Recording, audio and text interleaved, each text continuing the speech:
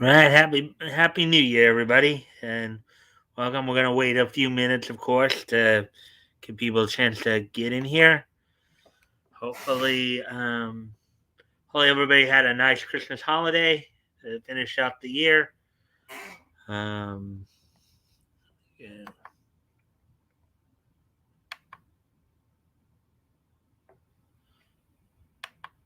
Oh, there we go. Hey, Woody, happy New Year! Happy New Year to you too, my friend. Glad to see you here. If you haven't already, if you could like and share the stream, see if we can get some more people in here, that'd be appreciated. Um, Yeah, so I saw you on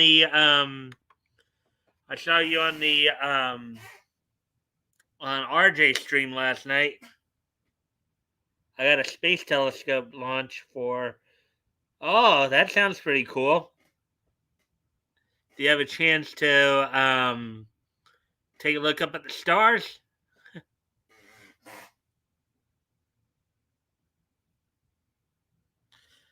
Yeah, I saw you also on RJ stream last night. It looked like everybody was in there having a good time for the most part.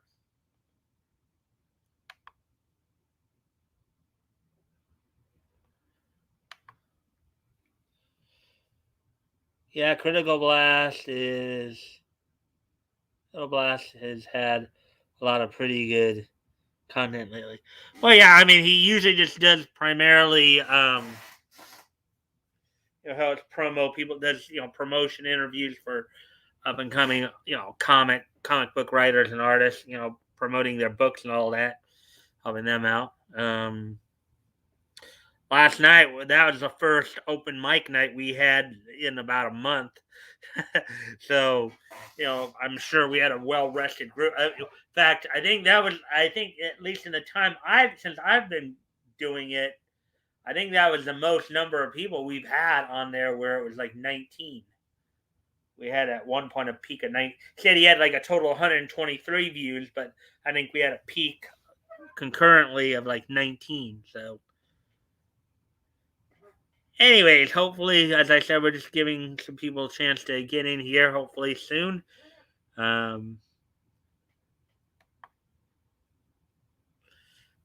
and I've been off the last couple weeks, just resting up, um, so I can come back fresh this year. Let's see now. Uh,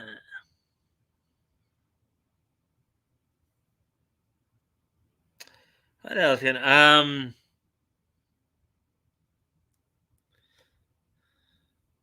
So aside from getting the space telescope, anything else go on for you during the holidays? Woody, did you? I figured you probably had a good chance to spend some time with family or and loved ones.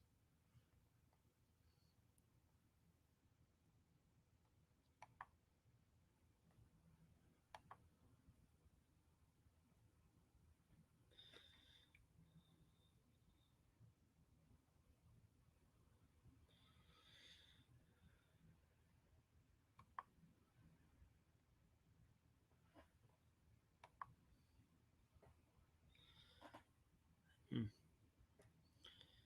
I'm back and better than ever. I'm a last, and no one is better. Little Eric Bischoff theme right there. Uh, as I said, probably getting started soon here. It's just giving people a chance to try to get in here, try to get the word out a little bit here.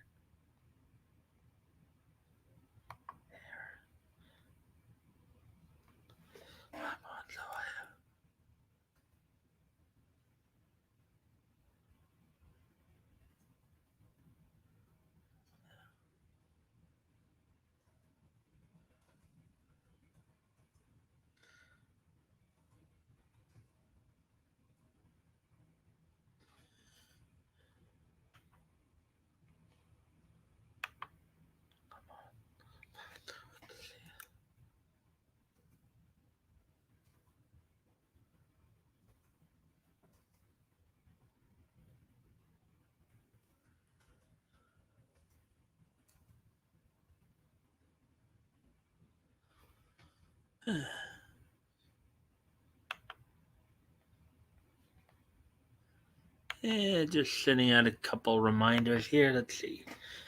All right, so now I'm back. Let's see. Let's see what you got to say. Let's see if I can. I just I just hang around the house mostly. Find a find a new content on YouTube. Now that much now that much of LawTube is turned into blood sports, which I don't like. Blood sports. What have they been getting? Miss. Okay. Happy New Year, Mr. J. Welcome to the stream. I hope you I hope you had a good Christmas. We'll probably be getting going here in a few minutes here.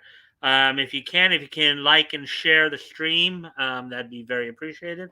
So we can get some more friendly people here. People want to learn and enjoy the content.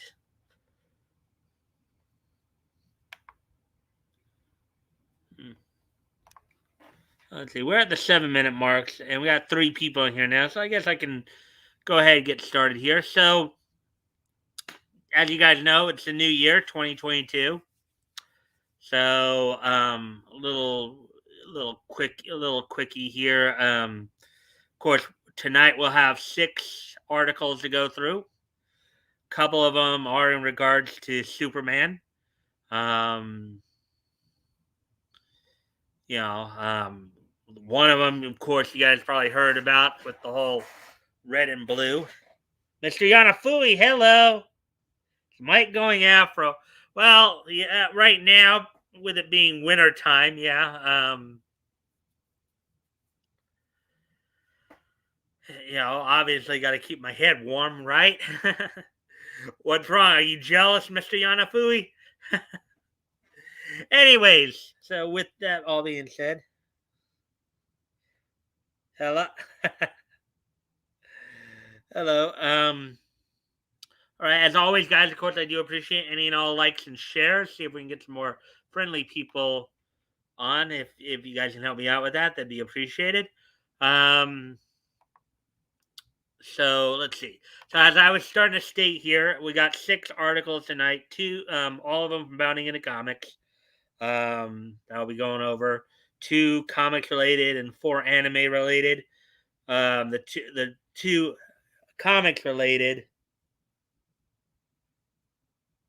Mike and Viva Frey. Yeah. Uh, yes, I do know I'm at least graying, though. You can tell in my beard there I'm graying. But anyway, so yeah, we got a couple comic stories that we're doing, in which we'll be going over. Superman stories, which I'm sure a lot of people have heard about. Well, one of them, of course, the red and blue story. Also,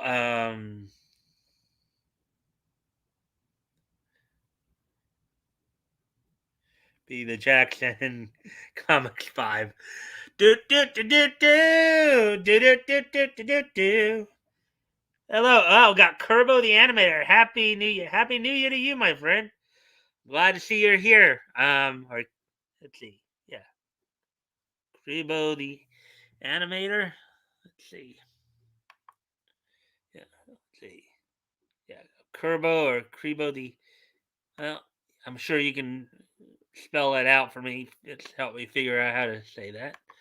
Yeah, so got the 2 Superman stories, one of which, of course, is one everybody's been hearing about, the whole red blue story. We'll be going over that article from Pounding into Comics. Also, they've uncovered a an interview from Jerry Siegel, where he actually did come out and say in that interview all those years ago that Superman does stand for truth, justice, and the American way. So we'll look at that. Also, on the anime front, the latest Mobile Suit Gundam movie has a new trailer coming out. Also, as many of you probably heard over the weekend, Shibuya Productions, um, the production company that does Ultraman, the longtime Japanese anime franchise, has said that they do intend to grow their fan base, but without trying to specifically appeal to Western culture, aka woke BS. Also, also, what we have as well. Let's see. We got some news in terms of some recasting for Tokyo Revengers over bit of a scandal apparently, and also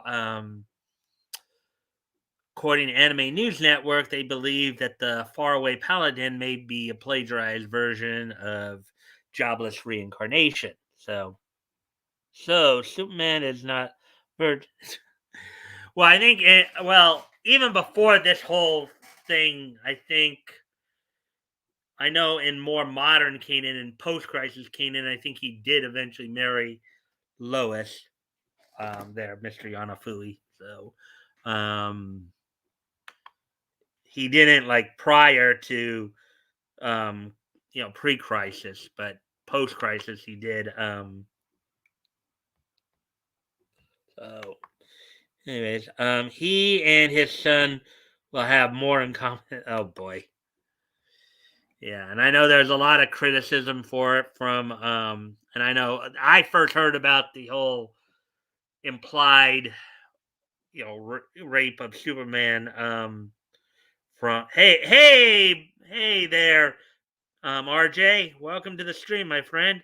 As always, if guys, I do appreciate any and all likes and shares.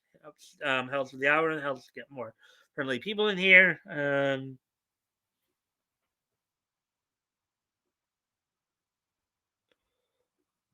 Yeah. Um, so Superman will go to therapy and talk about his feelings now, how he felt powerless when he was nailed. Hail. All right, so let's go ahead and get now we got a nice little crew of people. I've already kind of gone through. I think we're gonna go over. So why don't we get into the news stories now? We have a lively conversation going on tonight as well. Um, just like we had last night on the open mic on Critical Blast open mic night. So here we go. We're going to go ahead and get into these articles now. I do thank you guys for the likes and shares, um, so we can get some more people in here. Um, all right, so let's get into this then. And here we go. So the first article we're going to cover tonight, you see the red tint there, and you see Superman not looking all that happy. Looks a little messy there. Um, so so here's the title of the article. DC Comics implies Superman was sexually tortured scene described as commentary on how, quote, in America, when bad things happen to people who are traditionally marginalized, there's this feeling of let's just move on, unquote. Yeah. Yeah, and I know that even then I first heard about this story when Ethan did a video on it the other day, yesterday. In fact, I believe it was yesterday morning. This article, of course, by Spencer McCooley, published yesterday, and I know one of the things that Ethan talked about in his video when he was covering this was how, again, as with their agenda pushing, they're really trying to make Superman look bad, make Superman look weak. I know other commentators have not been happy about it as well. Some people are saying it's linked somewhat to the copyright fight between DC and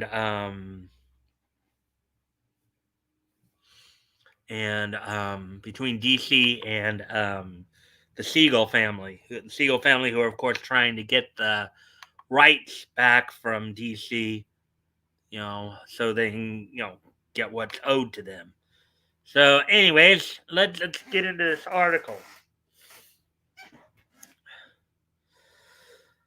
According to 12 Years a Slave screenplay writer turned comics author John Ridley. Yes, this guy is another one of those, you know, cry victim, cry racist individuals. His decision to pen a story for DC Comics in which Superman is implied to have been sexually tortured during one of his previous Silver Age adventures was made in order to provide commentary on his personal perception that, quote, the prevailing culture in this country, unquote, is when bad things happen to people who are traditionally marginalized, there's this feeling of, okay, we get it, it was wrong, let's just move on. So basically, with that, now that I've seen that full statement that Ridley stated there, it almost sounds like he's basically engaging in revenge porn. It almost seems like his own personal little revenge porn. You know, I think on some level you get the impression here that that John Ridley here, this is kind of what he, because he wants to cry victim, cry racism. This is what he actually wants to do to every white male in America. So let's see what you guys are saying thus far. Good evening, gentlemen. Hello, Toys. Thanks for dropping in. Um, hey, Toys. It is New Year's in Canada too. Yeah, how was today? So, laugh aloud. It's the third laugh out loud. I'm sure that was days ago. Um, well, I never heard of this before. What, the Superman story? The redo a Superman level? Yeah, that's what they want to do. That's, of course, a lot of it was pushing more towards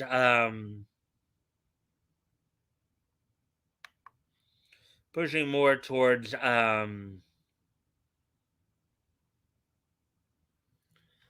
pushing more towards Jonathan Kent, or pushing him as the main. Now, granted, this story is not done as part. From what I understand, it's not necessarily part of the main. Not necessarily part of the main DC universe. Um, but this is also based on a story from World's Finest years ago, a story with Batman and Superman teaming up. So,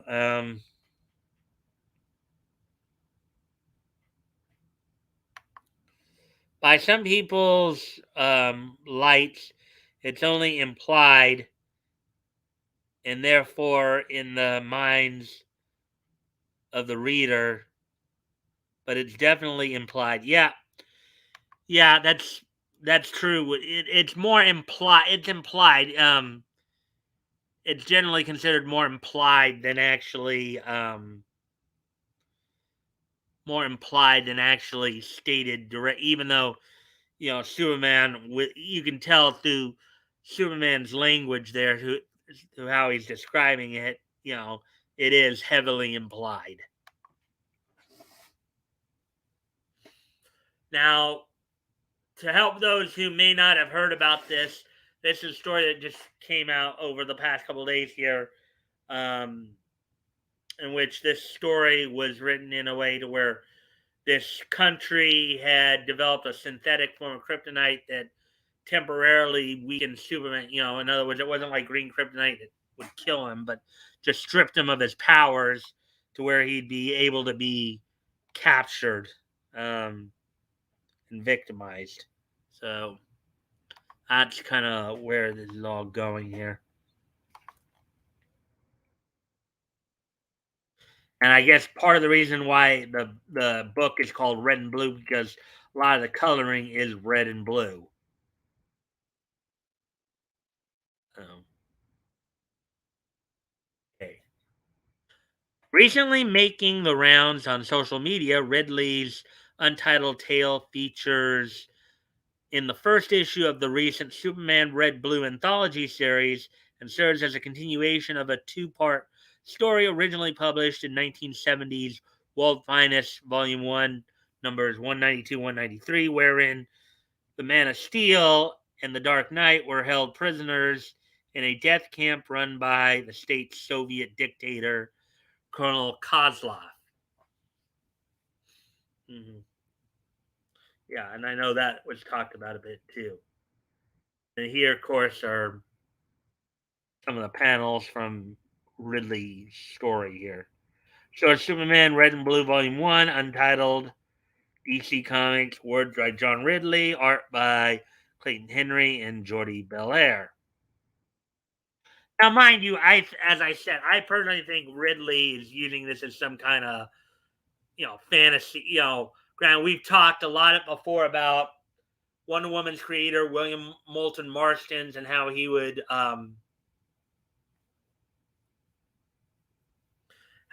put a lot of his bondage fetishism in the early Wonder Woman stories. But I think Ridley here um, is taking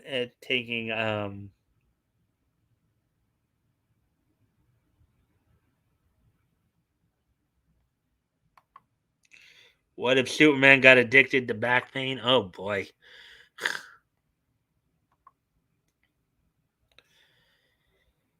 Yeah. So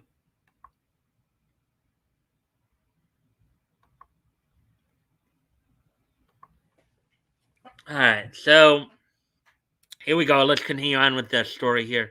Article here, written by Bob Haney and illustrated by Ross Andrew and Mike Esposito. The originally story sees Colonel Kozlov capture Superman by staging a false flag train derailment to lure him into the country, and then with the Man of Steel distracted, depowering him with a targeted bombardment of synthetic kryptonite radio waves. All right.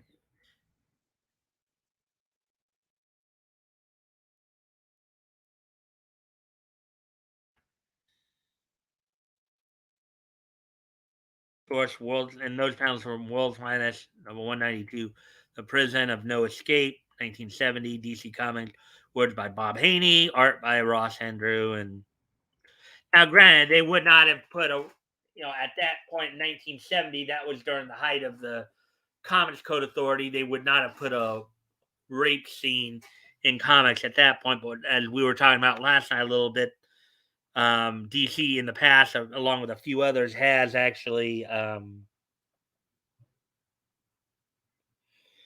you know, has used, rape as a plot device. Apparently, okay, let's see what Woody just had to say here. Apparently, they have managed to synthesize, synthesize a synthetic kryptonite gas, which is debilitating but not deadly. Hmm. Radiation, whatever. Yep. It's kind of funny, too, because, you know, whereas apparently this version of kryptonite, the synthetic form, I guess took away Superman's powers, temporarily, at least while he was within the range of it. But there is a form of kryptonite, and that was even back then, that would take Superman's powers away from him permanently. Gold kryptonite.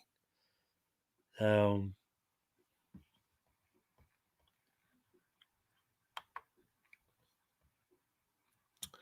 All right. So, anyways, so here we go. Let's continue with the story here. After attempting to sneak his way out of Kozlov's clutches, running into a number of Lubanian soldiers dressed like the Dark Knight as part of a psyop along the way. Psyop, I mean, I guess that means a psychological operation, meaning basically they're trying to mess with his head, it seems like. Superman stumbles upon Batman, who reveals that he came to the Soviet country in order to investigate his friend's disappearance. Unfortunately, the two are then caught by Kozlov himself, who throws the titular world hero, world's finest, into one of Lubania's infamous death camps. Yeah, I guess there's some of the panels of that.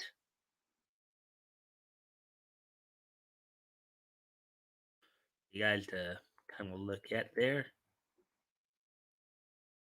World's Finest, Volume 1, number 192, The Prison of No Escape, 1970, words by Bob Haney, art by Ross Andrew and Mike Esposito.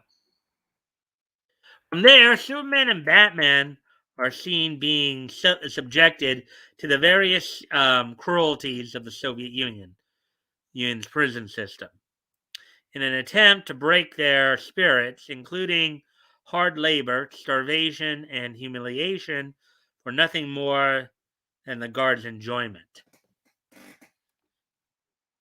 So yeah, so basically, as we knew back in the '70s, there here in America, we basically thought that the Soviets were real nasty people. Um,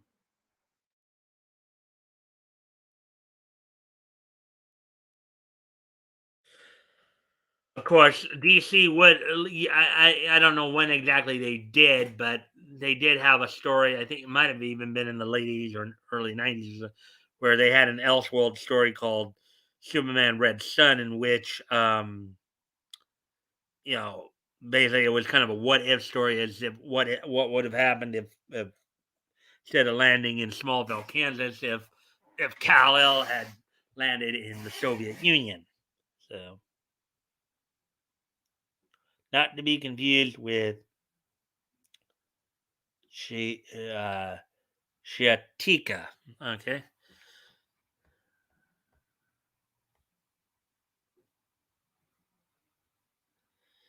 All right. So, anyways,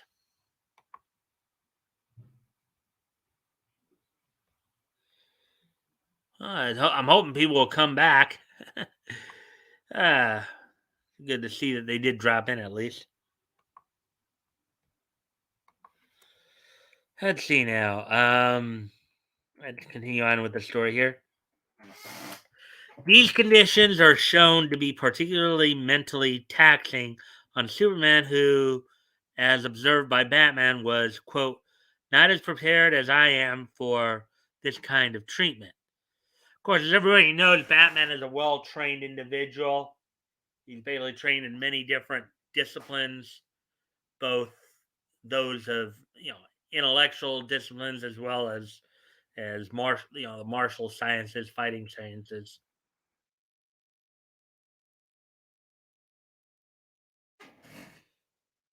Okay, and then that. Eventually, the heroes devise a plan to switch costumes, thus misleading Kozlov's kryptonite waves into being directed at Batman, allowing Superman to slowly regain his powers. Now, mind you, the only problem with that, now, I don't know if it was but as I remember from the Justice League episode, um, Injustice Gang or Injustice for All, whatever. Um, it was brought up there, and then I think it was also mentioned in the comics that kryptonite can affect humans as well. Yeah, can affect people of Earth as well, but the effects are just longer because I think part of it is because Kryptonian cellular structure is thicker than ours is, and therefore any form of radiation gets trapped. That's how Superman is able to metabolize in part the solar radiation.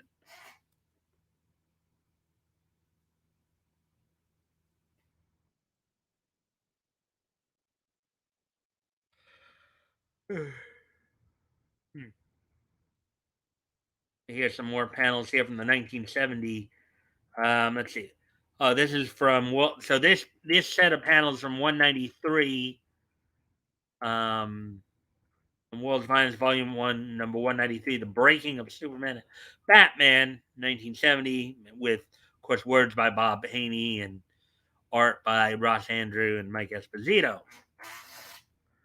Soon after, Superman returns to full strength. The pair escape and return to Washington, leaving a disgraced Kozlov to fall victim to the very death camp he once oversaw. So he failed. So of course his superiors decided to make him, instead of making him the guy in charge of the death camp, now he's a prisoner in that death camp. And here's some more panels here. Kozlov is a fool and a failure.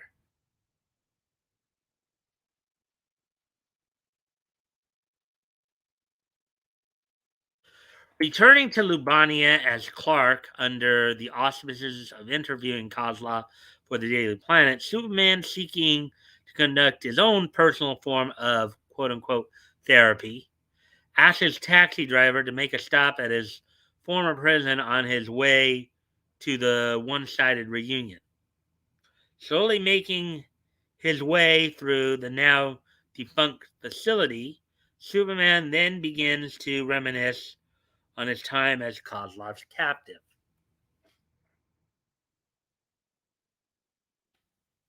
Quote, I was held for 8 months, unquote, he recalls. Quote, I guess now we're getting into the current story from Red and Blue. I guess this is, and because I know this portion has been quoted by several commentators as they were covering the story.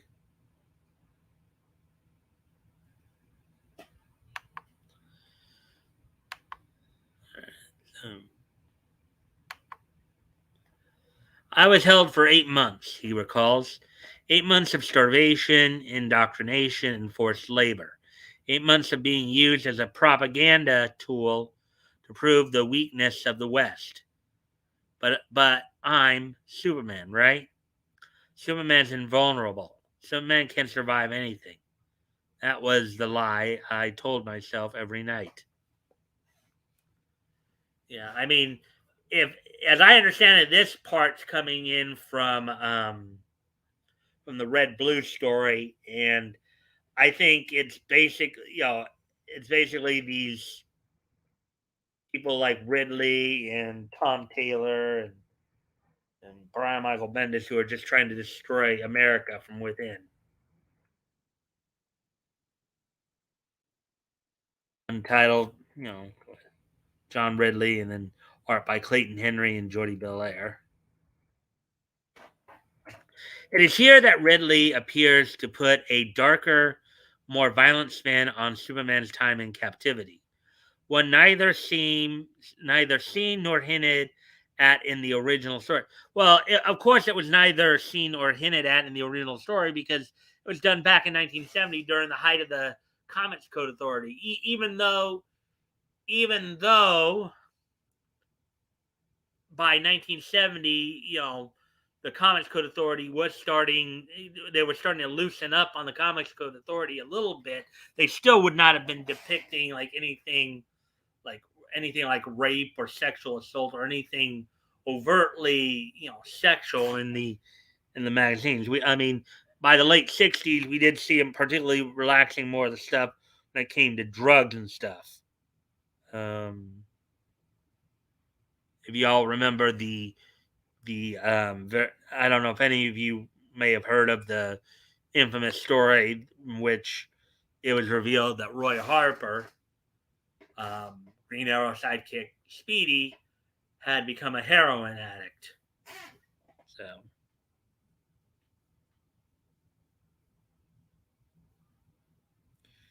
rather only assumed as a possibility due to the real world implications of its setting as Clark turns to confront his own implied sexual torture at the hands of Kozlov's men.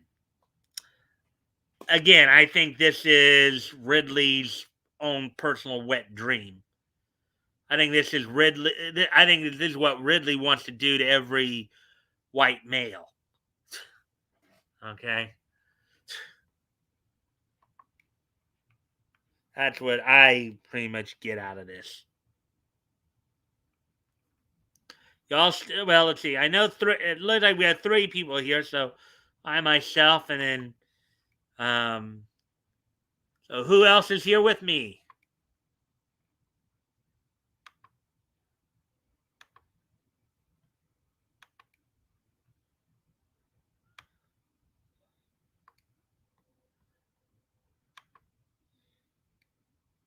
Hello, everybody.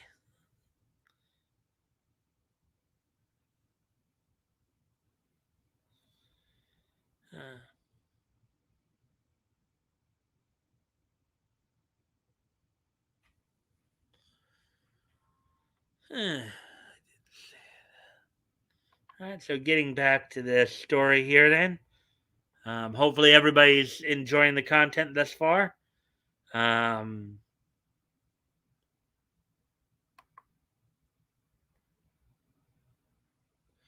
so let's go ahead and continue with it.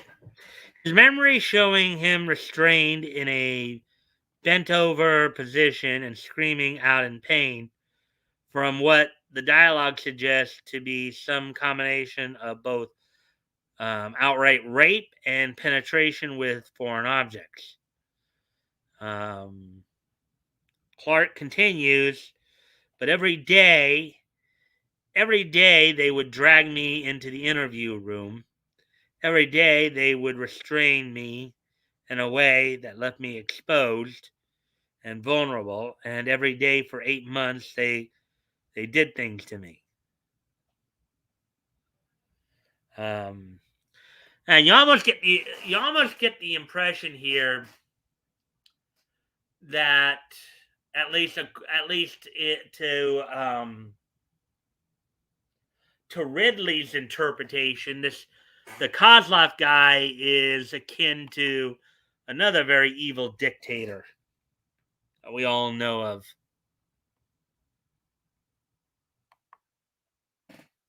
who was basically around maybe like 25 to 30 years prior to this story, as it were. I've heard what I believe to be genuine third-hand stories of men castrated in German prison camps. Yeah, I think those stories have been going around for a while too, Woody. Um,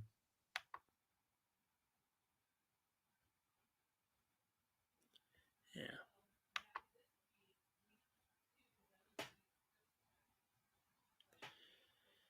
Let's see. Let's continue on with the article here. Quote, they did things to me while I was forced to look at him. Nikolai Kozlov, the commander of the Shervanants, the devil of Lubania. He adds, it wasn't just the torture. Kozlov showed me what he was like to be truly without power. Helpless in a way Luther or Brainiac never made me feel. Humiliated, shamed.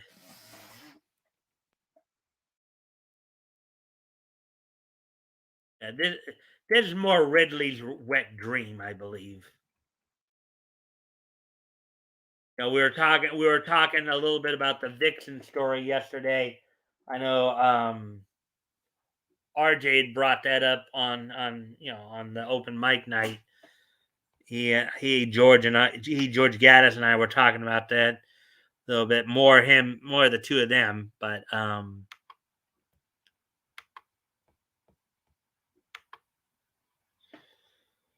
where they were.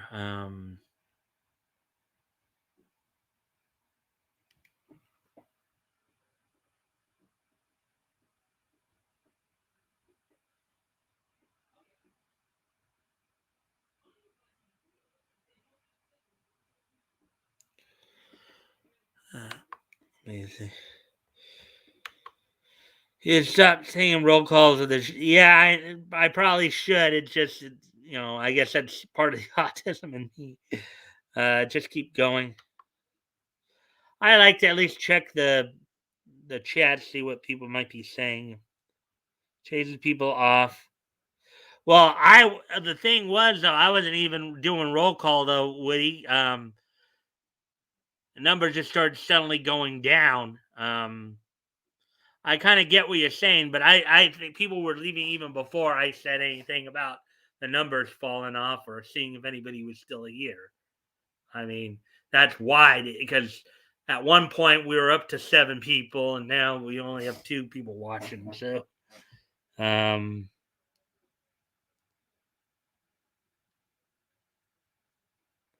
listen, not be part of the show. I'll shut up.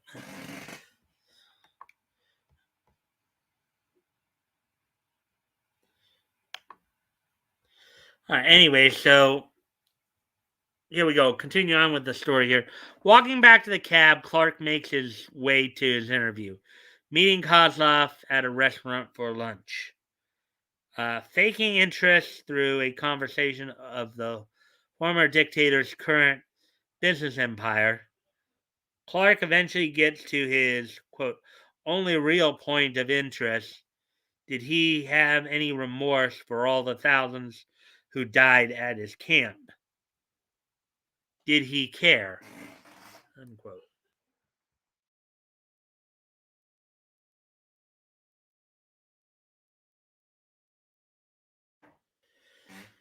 Quote, in the end, Kozlov was neither reformed nor remorseless.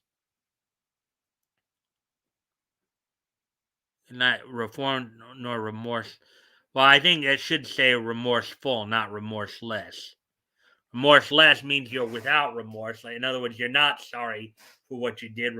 Remorseful is when you are sorry for what you did. So Clark ultimately reveals, quote, he dismissed my question, saying that many people had made mistakes during the Cold War years. The West had won, and all any of us could do now was move on, unquote. However, Clark is left unsatisfied with this response, concluding to himself, quote, it's easy to move on when you're the victimizer and not the victim. Yeah, I think, and I know like Crow's of Judgment was saying that he was not too fond of this line of reasoning, and I can agree with him on that. Um, he was doing his commentary on it.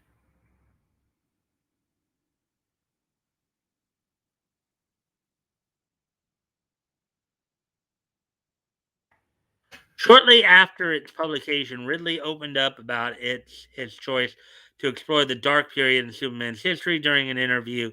CBR contributor Dr. Bickham asked by Bickham if there was a quote unquote particular reason he quote chose to focus on a moment in his life when he was most vulnerable unquote.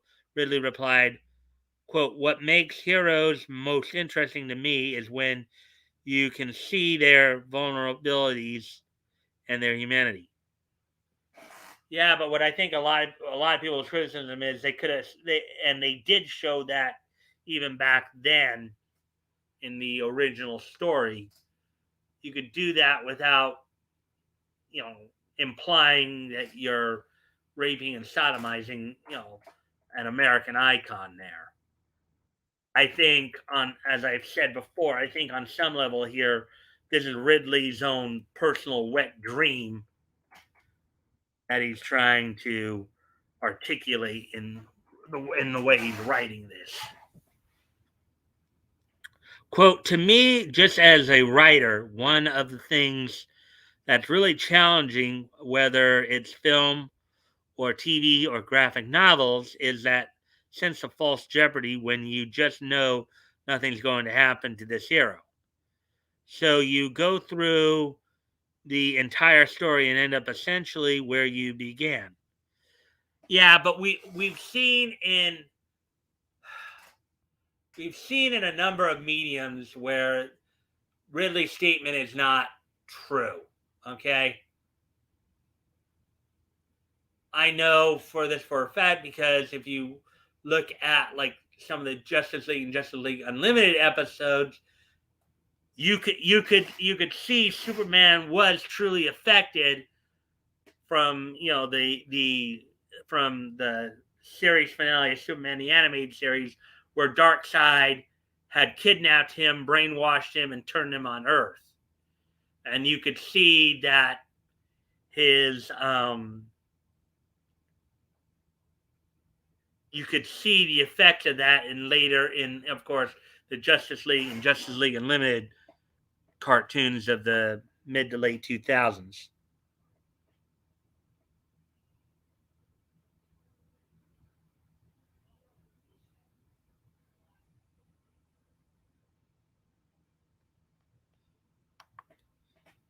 What you wave off as those stories have been around for a while now seems livelier as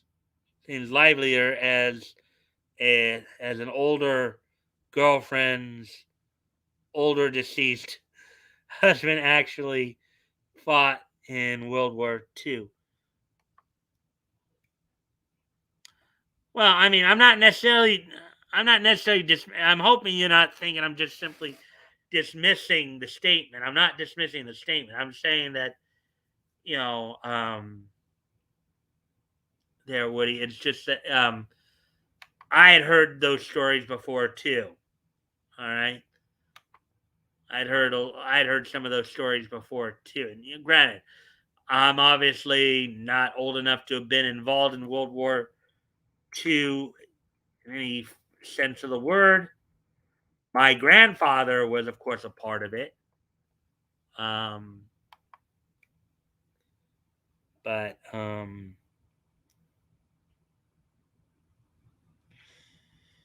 but it's not.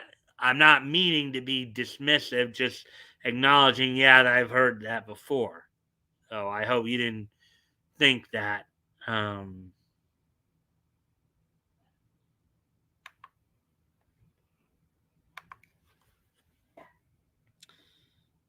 okay, so let's see. And then I guess there's him continuing on here.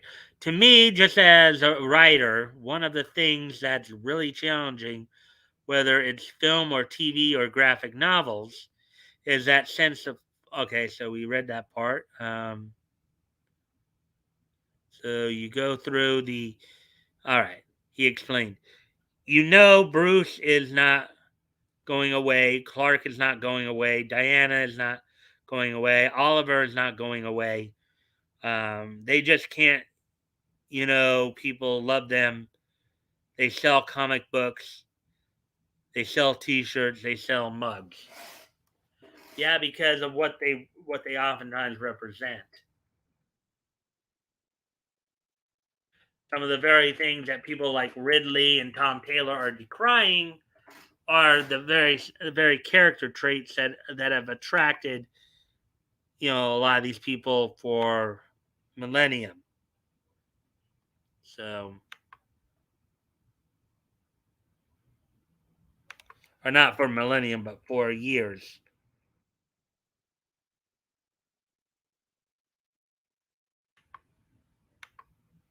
Oh yeah, should probably trying to quicken up a little bit here at least. He continued, so you get it, you have to write these stories that are exciting, but they have to remain.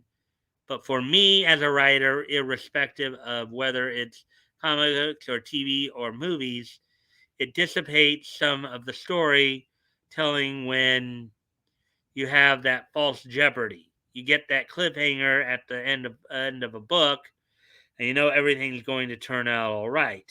Well, yeah, that's what most people want to see, though. That's what most people want to see. Ultimately, the good guy does win. So for me, anytime that you can see heroes as people where there's pain, where there's loss, again, you could do that without, you know, raping um, where there are things that they can't control, where they're made to feel human, where they doubt themselves. There's an element of real life in there, the writer added. Now, I understand that so much of comic book is about wish fulfillment, and I think it, yeah, and I think in a lot of ways this is Ridley's own wish fulfillment here. Um, and I don't want to take any of that away. Of course, especially when you're the one getting off on it. But part of wish fulfillment for to me is not about being so super that you're impervious, but being so human that part of being extraordinary is just getting past some of your own fears and anxiety. Yeah, but you don't really get it, Ridley. Is why your books are not going to probably sell much. Ridley then drew equations between his depiction of Clark's vulnerability and the condition experienced by healthcare workers and delivery drivers during the COVID-19, of course he does, pandemic, telling Bickham, quote, I think that just as a person in the real world, we've gone through a year of fear and anxiety, but as we come out of it, we see that the people who are really extraordinary are the doctors, the nurses, the delivery people who brought us our food. Before we dismiss them as nobodies, we need to realize that they're heroes. Well, that part I think some people would agree, most people would agree with. Of course, you do have many on the left now that that there are many healthcare workers out there who basically say in public service you would say they don't want to get the shot. Now they're being vilified.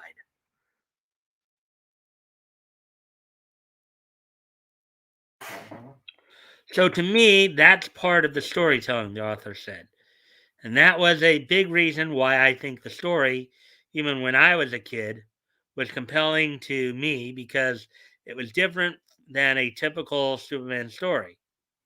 The stories that are interesting to me are the stories where you get why these characters are human and can see that humanity. Wonder if John Ridley ever saw the episode Legacy from Superman the animated series, or like some of the stories like the much of the Cadmus storyline and how that ended um, on Justice League Unlimited. To me, that is interesting and that is a challenge. He asserted it's not a challenge when Superman can do anything, but it becomes a challenge when he can't do anything but still chooses to do the right thing. Yeah, but even being in control of all that power, and that's another thing from the series finale of just Unlimited. The fact is that one of the points he made is he always had to hold back because he was too powerful. Again, these points seem to be missed by Ridley here.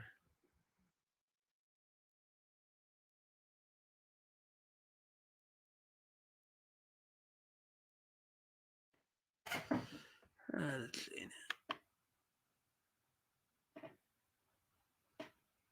Hmm.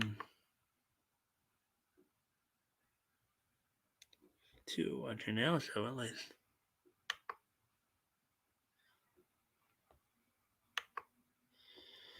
All right, then. So, in conclusion to their interview, Bickham drew Ridley's attention to the above quote. Quote, it's easy to move on when you're the victimizer and not the victim. And asked the author, quote, what was the inspiration behind that quote? Um, Quote, that is my perspective about the prevailing culture in this country, unquote. Ridley responded, when bad things happen to people who are traditionally marginalized, that's the feeling of, okay, we get it, it was wrong, let's just move on. That sounds more like to me that Ridley's just playing the victim card. Oh, feel sorry for me because I'm a victim of racism. No, you're not.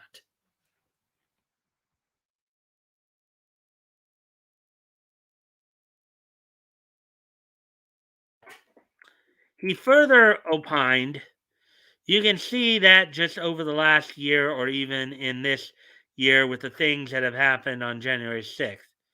There are a lot of people who are like, okay, yeah, we get it. It's bad. Let's just move on.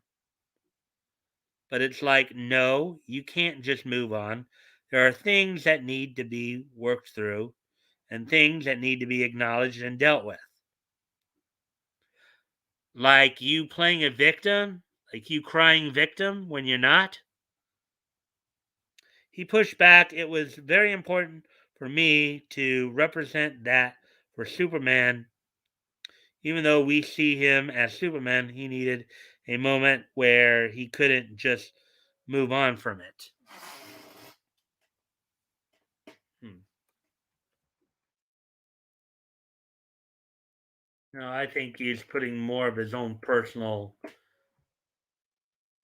I think he was using Superman as a way to um, articulate his hidden desires. With trauma, sometimes we have to look at it, and that's okay, remarked Ridley. Whether it's societal trauma, whether it's personal trauma, I think sometimes in life we feel like we have to be happy today. It's great if you can be happy. I wish happiness on every day. No, you don't. If that was the case, you wouldn't have written this. If that was the case, you would not have written this, Mister Ridley. You basically told everybody your own personal wet dream. All right, so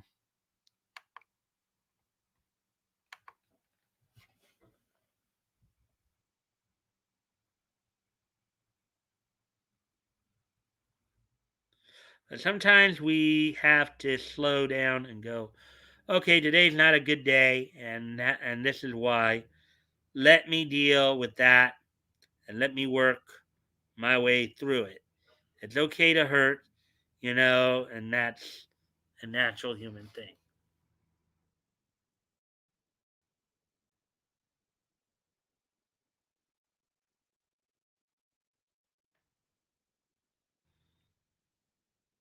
I guess I know one of the other guys that commented on this story too mentioned that this story actually came out a few months ago, but now it's getting talked about.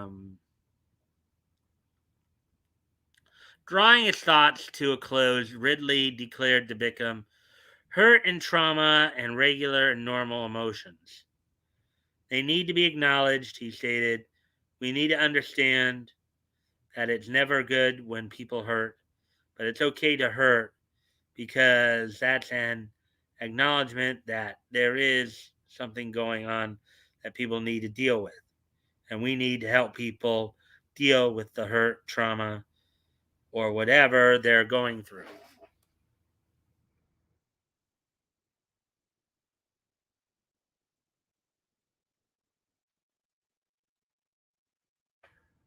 What do you make of Ridley's twist on Superman's time in Lubania?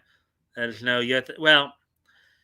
I think I think all he really did was just tell everybody his own personal wet dream. That's what I think of it.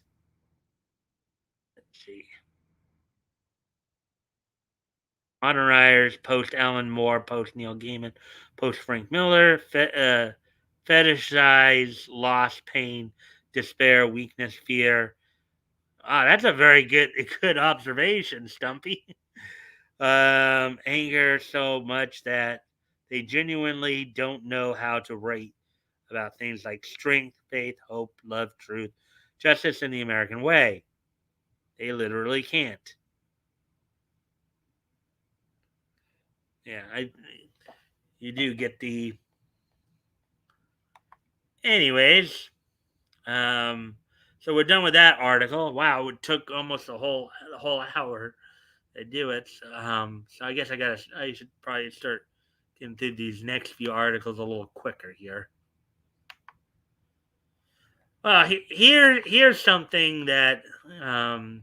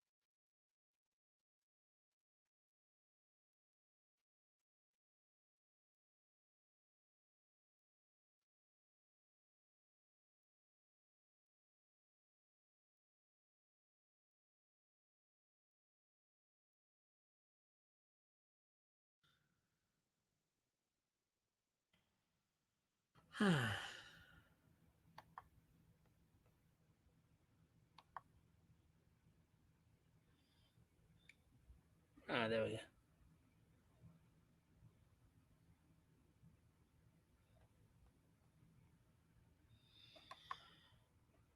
Looks like they just announced Morbius getting pushed back 3 months. Oh, well, I haven't seen any articles on that yet, but hey, RJ, welcome back.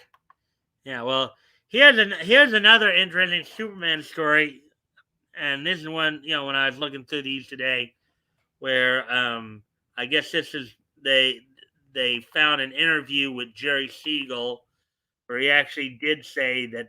Okay, so this is the headline of the article here.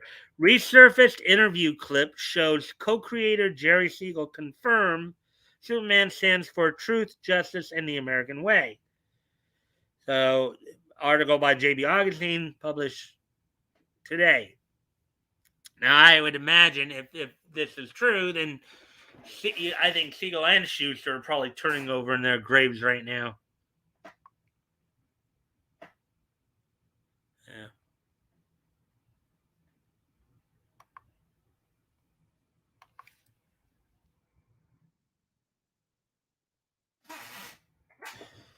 We know how DC feels about Superman's once upon a time motto these days, which they've altered, and how some who have portrayed the hero, like Tim Daly, have taken a liking to the new one for truth, justice, and a better tomorrow.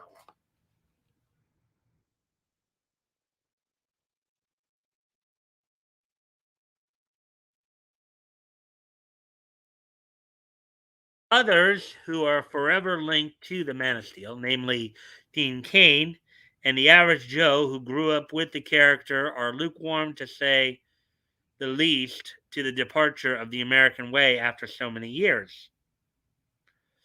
Most of them don't get it, and it's easy to see why.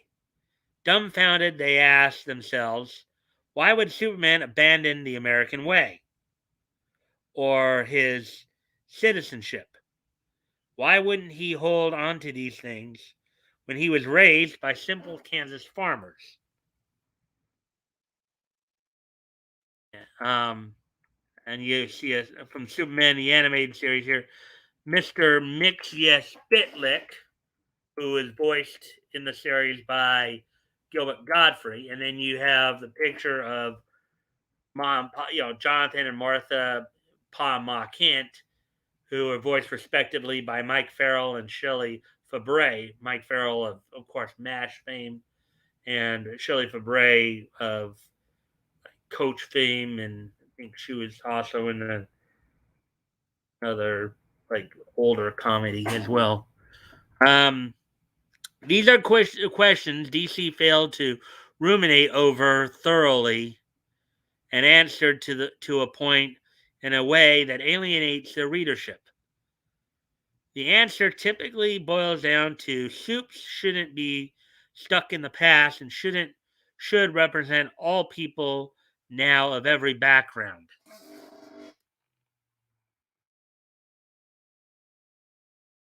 In other words, yeah, we want to wipe our butts on tradition. That's basically how you translate that.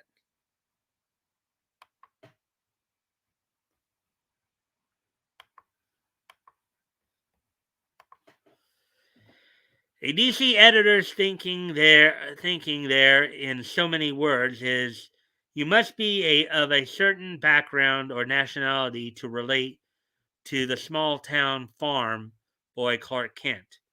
Pushback against this ethos by various readers and comic insiders of varying stripes, from Ethan Van Sciver to Gabe L. Tabe to Eric July, is academic and at this point, and is a topic to delve into again for another time.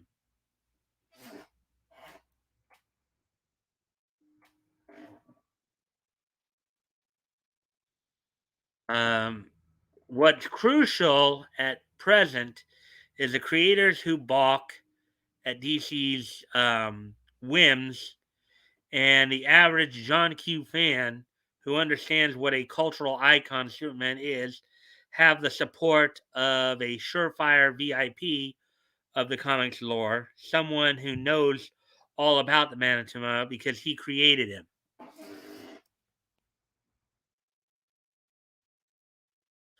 I'm talking about the legend Jerry Siegel, whose words of wisdom about what Superman means, stands for, and why he was created echo from beyond the grave. In an unearthed clip from an interview in 1980s with BBC 4, Siegel says quite clearly he agrees that the idea his and Joe Shuster's creation stands for truth, justice, and the American way.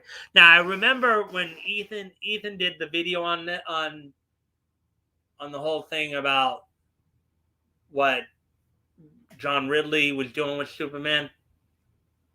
He made the point that what you're talking about here, when Superman was created, okay, he was created by two Jewish kids, two Jewish young men who wrote and drew Superman here as the ideal person they feel for somebody to take out, you know, the German dictator of the 30s and 40s. Okay. Oh, that's what Superman was created for in the first place. The video was shared on Facebook by the page Comic Book Historians, and at first Siegel opened up about why he and Schuster conjured Big Blue onto the page, with the world in such bad shape during World War II. He said people desperately needed a crusader, if only a fictional one. Asked then if he could say what Superman stood for, Siegel replied exactly the motto used on the TV show starring George Reeves. That's to say, truth, justice, and the American way. See, Jerry Siegel and Joe Shuster's idea of what Superman was is like a total contradiction of what people like, Brian Michael Bendis and John Ridley viewpoint of what Superman is.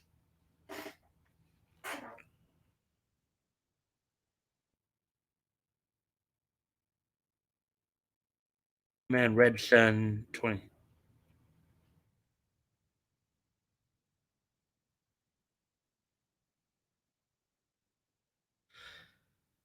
To clarify, Siegel describes the Man of Steel as quote a very clean cut guy who could rule the world and is all powerful, but instead he uses his powers to aid the helpless and the deserving rather than exploit them. Unquote. There you have it. Testimony from someone who ought to matter in the conversation. Yeah, I'm sure that Siegel and Schuster would have a real issue with how Superman is being depicted today.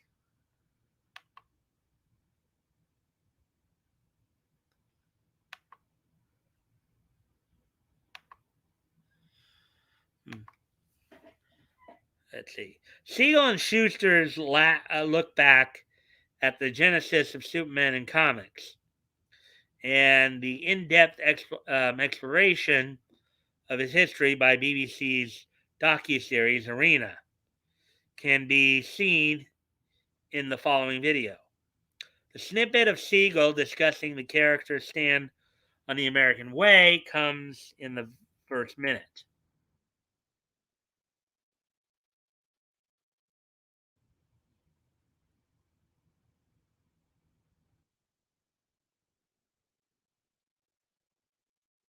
For many, and in parentheses, and I'm sure for Siegel, he is talking about America in a nutshell and what the American way meant to lift up the little guy and resist tyranny, like Superman always does.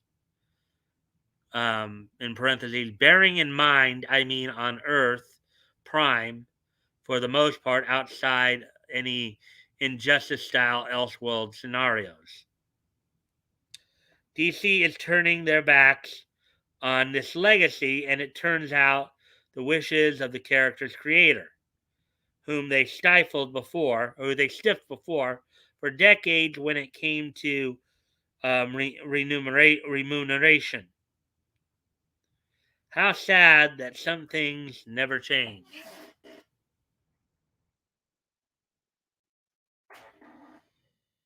Hmm.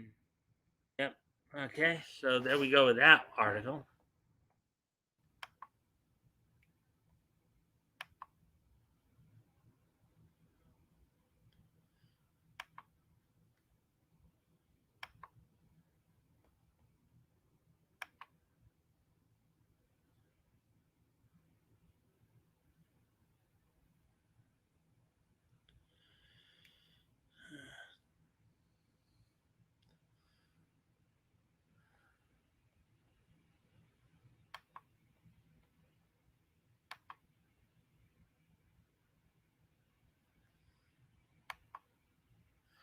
All right, so getting ready to move on to the next set of articles in here.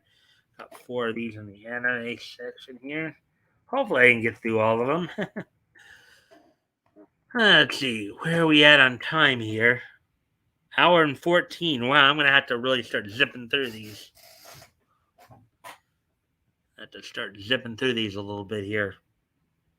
Not even halfway through stories, which.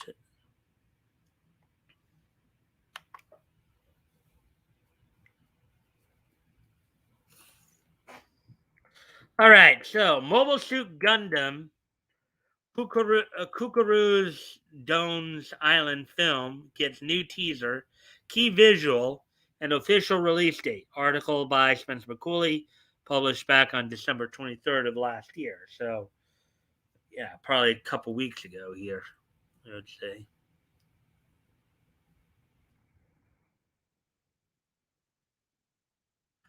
Over 40 years since it initially aired, Mobile Suit Gundam fans worldwide will finally be able to learn of the events that took place on the titular island during the 1 Year War, as Sunrise has officially revealed the release date as well as a new teaser and key visual for the next cinematic entry in the Mobile Suit Gundam franchise. Mobile Suit Gundam Kukuru's Dones Island. And that's from the original Mobile Suit Gundam episode 15. Oh yeah, I think this one was not dubbed, I believe. As announced by Sunrise via the film's official Twitter account on December 20th, Mobile Suit Gundam Kukuru's Dones Island is currently set for a Japanese release date of early 2022.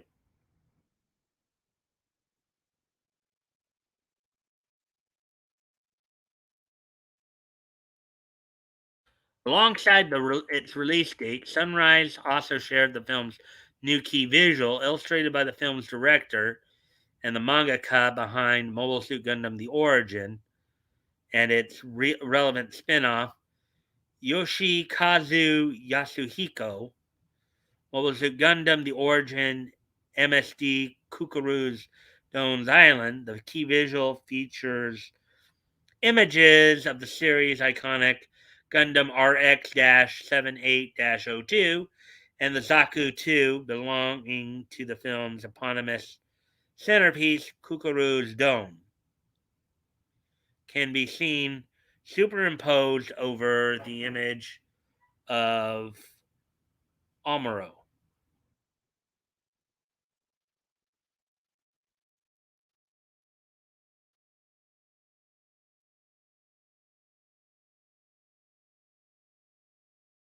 Sunrise also unveiled a teaser trailer for the film when the project's CGI hybrid art style is shown off in celebration of how, after over 4 decades, the story of RX 78 02 Gundam and Amuro returns to the screen. Now, remember, the original Mobile Suit Gundam series came out back in 1979, so I was 3 going on 4 that year. Um,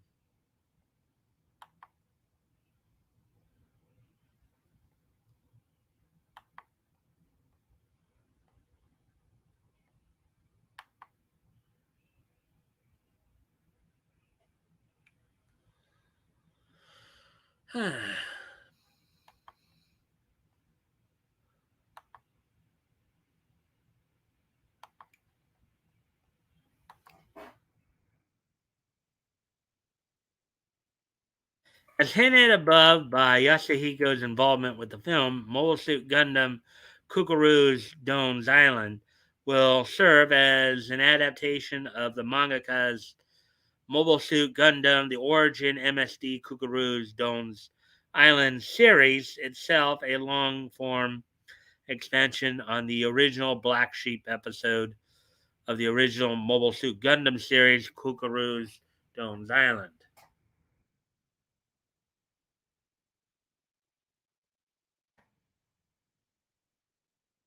Hmm. In all tellings of the story, Kukuru's Dome is portrayed as a former principality of Xeon fighter who, after being ordered by his superiors to kill a group of children recently orphaned by his own mistakes, deserted the group, but not before making off with a Zaku 2 he subsequently uses to protect the orphans. During the events of Mobile Suit Gundam, Amuro stumbles upon Don and the kids hiding out on an island, only to be met with understandable suspicion and request to surrender from the former soldier.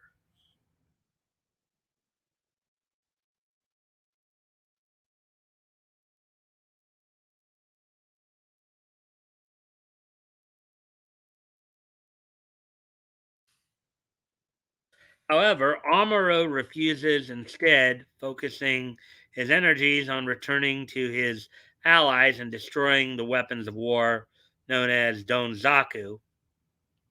That is, until their location is discovered by Principality of Xeon Lugan, who drops a Zaku of its own to take out the two men.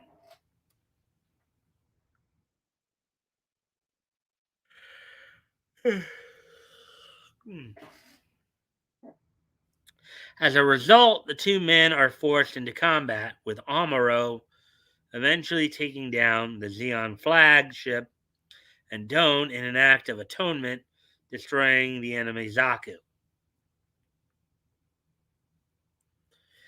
In the aftermath, recognizing that his possession of his Zaku would only beget an endless cycle of grief and violence, Don allows Amuro to toss his mobile suit into the ocean, ending his time as a soldier once and for all.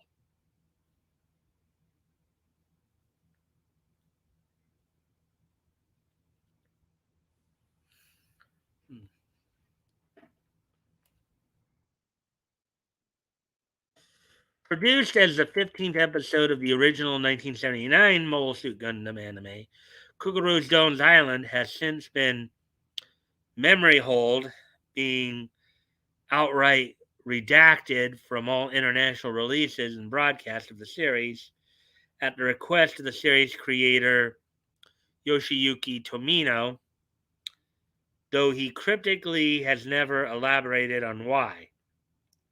Quote, "I asked that it be skipped," Tomino explained during a Q&A held during 2002 Anime Expo New York. Quote, "There's a reason, but since the staff is still alive, I can't talk about it."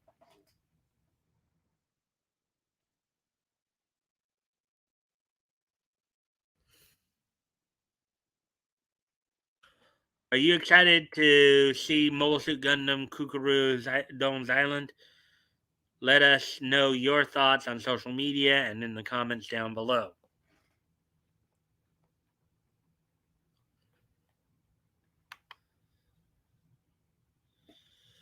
All right. So, anyways, let's go ahead and move on to the next story. Let's see, where are we at on time here? Hour 23. Okay. Said we gotta be quickening up a bit here. We're like halfway through these stories now. Oh, now we gotta quicken up a little bit here. Now, this is a story that, of course, was talked about a little bit over the weekend here. No, Yellow Flash um, commented on, did a video on this or two. All right, so Subaraya Productions CEO vows to grow Ultraman fan base without making changes for Western audiences. In order to compete on the world stage, we need to make use of Japan's identity. This is, of course, in response to how a lot of the Japanese properties are getting woke and going broke. Most recently with, of course, the Cowboy Bebop. Article by Spencer Cooley, published on December 28th, which I believe was last week, I believe it was. Let's see. It's last Tuesday, in fact. 6 days ago. All right. With the company's Ultraman franchise slowly beginning to make its proper debut into the wider world following years of licensing troubles, Subaraya Production CEO Takayuki Sukagoshi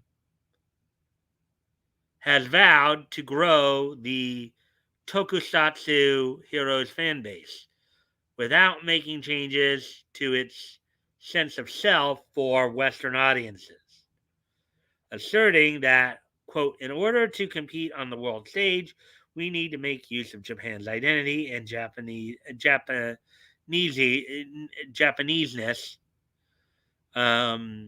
as a strong point in our stories."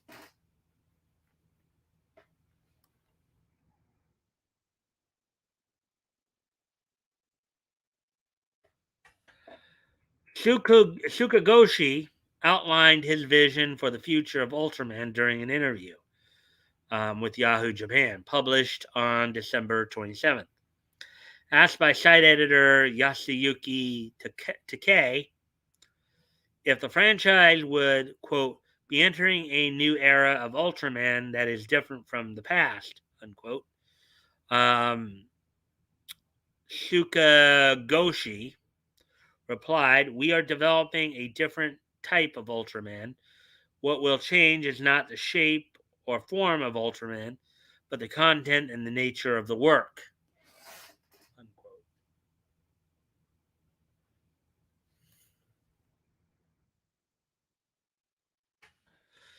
Quote, it is possible to create a work that has a message that is easy for children to understand and a universal work that will move and satisfy adults, unquote. He continued. According to a machine translation of the interview, quote, that's what I like to create with Ultraman. However, the details will be announced a little later.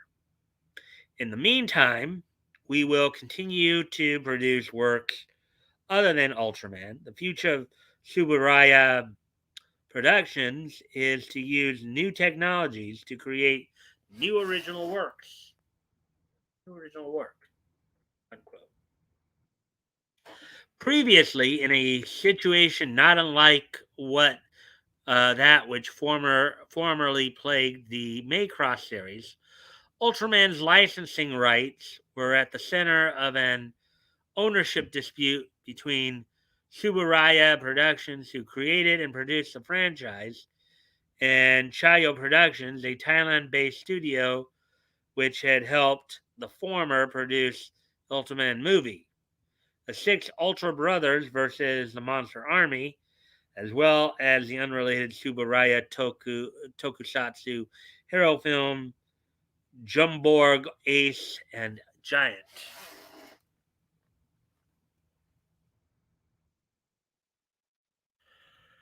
In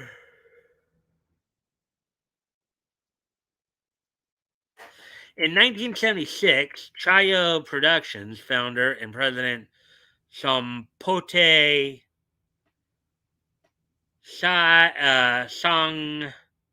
Song Dunchai claimed that prior to his death, Noboru Subaraya, son of late Ultraman creator and Godzilla co-creator Eiji Subaraya, had given him the full rights to the Ultraman franchise outside of Japan in exchange for a financial loan.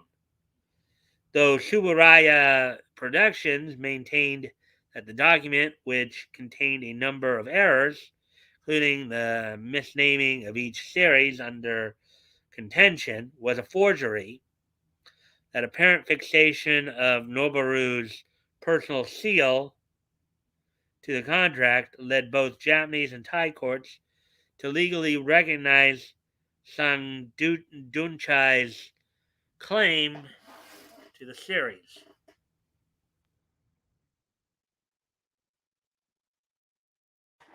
However, in 2006, Subaraya Productions mounted a new legal campaign against Chayo Productions, suing the latter for copyright infringement and plagiarism over their creation of original Ultraman characters.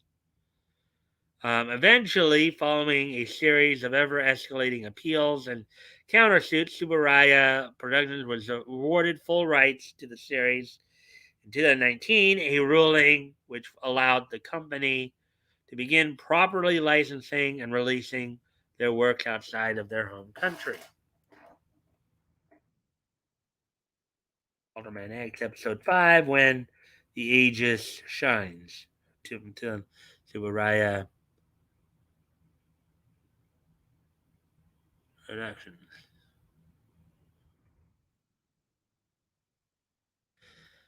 Yeah, sounds a lot like some of the issues that have happened over the years, like between. Um, oh, hello, Miss Raina.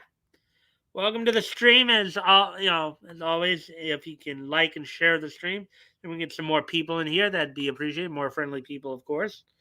Um, Hope you're enjoying the content thus far. We're not talking more about anime stuff, of course, but we do hope hope you're enjoying the content.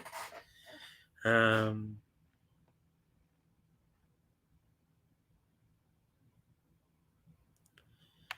Anyways, back to the article here. Let's see.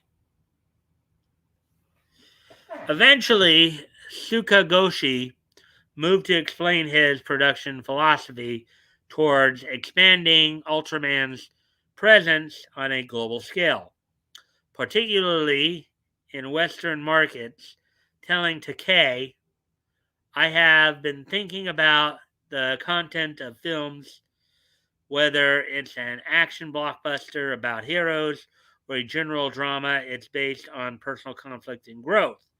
On the other hand, Japanese and Asian films have different ideas and concepts. Quote, one of them is the way we relate to nature, community, and society. In other words, the idea of coexistence, unquote, he said. Quote, we Japanese are a country blessed with nature surrounded by the sea and mountains. And we have grown up working together in the environment. This is the message that characterizes our work. Unquote. Recognizing that, quote, there are a number of cultural standards in the West, especially in Hollywood, unquote, Sukagochi then told Takei that rather than change Ultraman in an attempt to garner more mass appeal, excuse me a moment, people, I've got to go off camera here for a moment. My sister just called me. I'll be right back.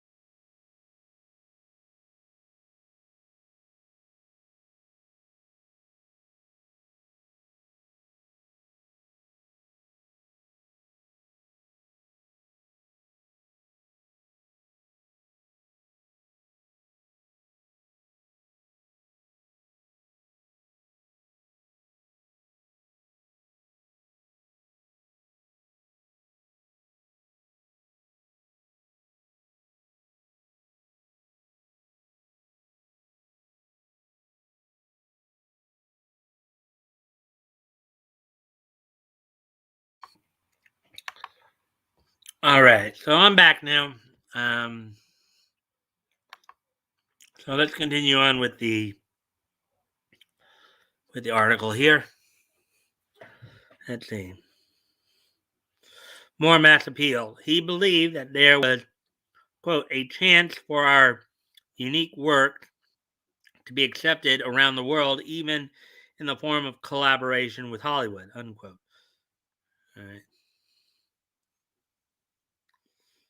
The CEO then adamantly declared, quote, from a Western perspective, most of the world's popular Japanese characters are already being made into films by Hollywood, major studios, and global media groups. However, Ultraman is not one of them.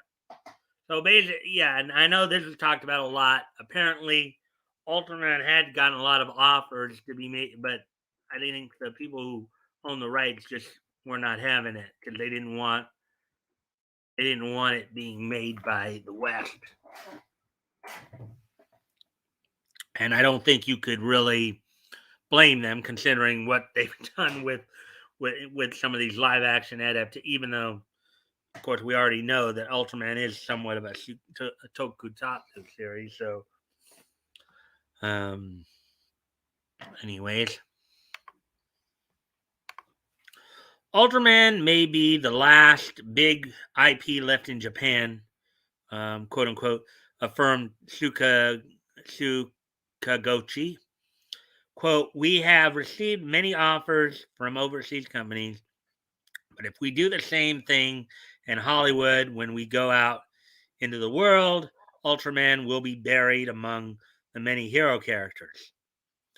In order to compete on the world stage, we need to make use of Japan's identity and the Japaneseness as a strong point in our stories, unquote.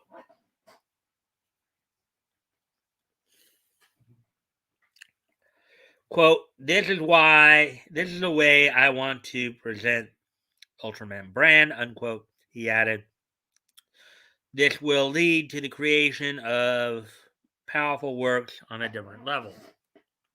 Oh, it's by not catering to the Western demands and instead focusing on on their home base.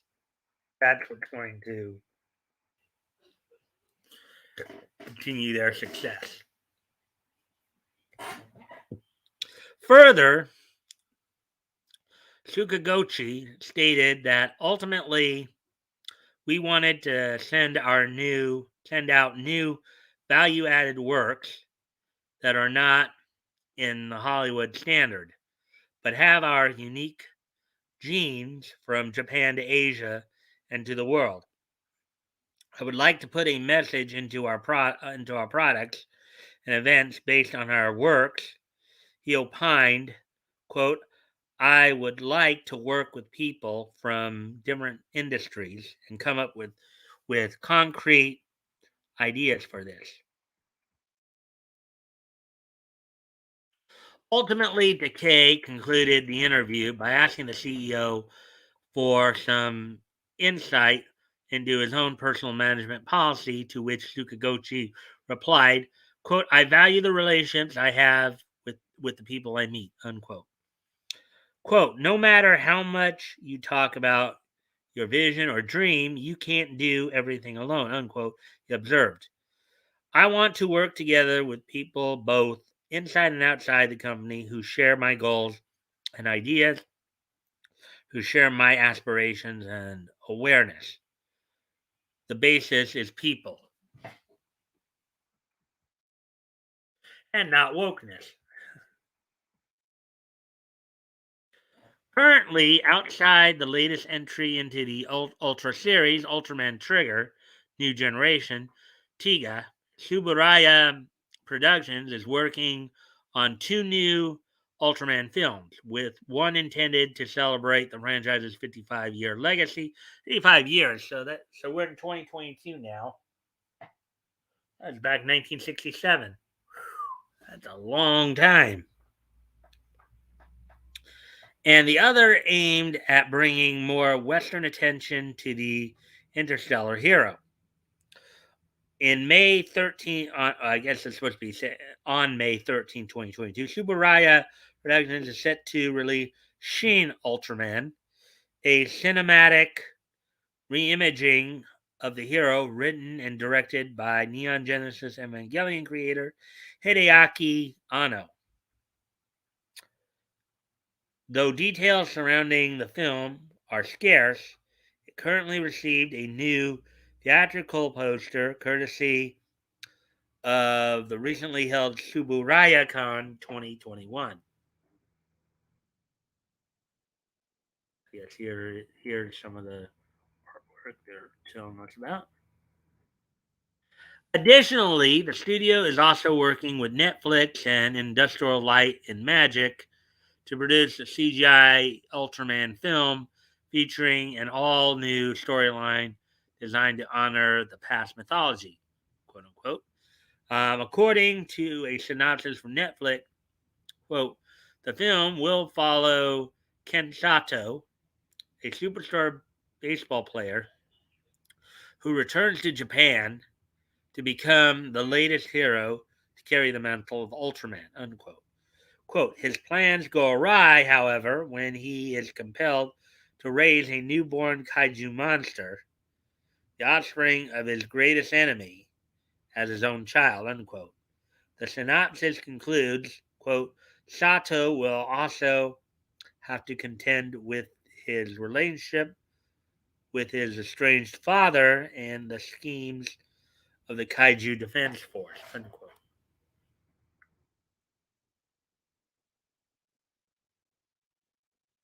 What do you make of Sukagochi's outlook towards Ultraman's global future? Let us know. I think he's got a pretty good idea for it. I think, don't give in to the woke BS. Um,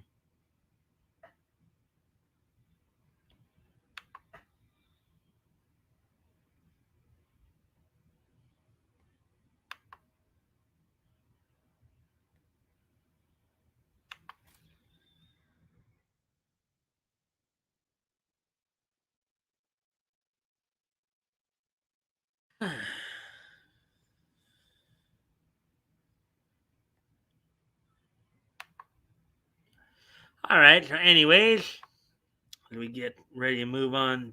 Got two more articles here. So let me see what. Yeah, we may go. I don't know. Depending upon how the last couple articles go, we may end up going a little over tonight. So, anyways, see how fast we can get through these last two articles here. Okay, Tokyo Revengers to recast Draken in light of public scandal surrounding voice actor Tatsuhisa Suzuki's alleged extramarital affair. Article by Spencer McCooley, published on December 29th, which of course was, I believe, last Wednesday, I believe. So let's take a look at this. In light of the highly public scandal surrounding accusations that he had been unfaithful to his wife, or Japanese pop star Lisa, voice actor Tatsuhisa Suzuki will be recast as Daken in Tokyo Revengers, beginning with the series' next arc.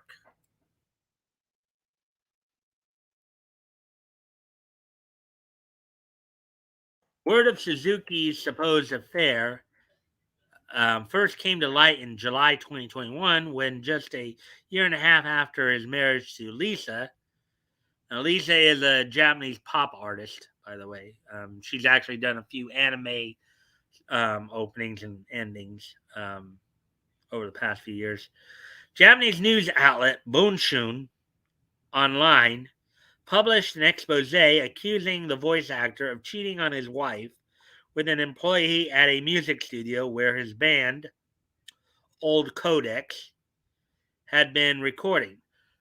Old Codex, they're another Japanese band. I know that they've done.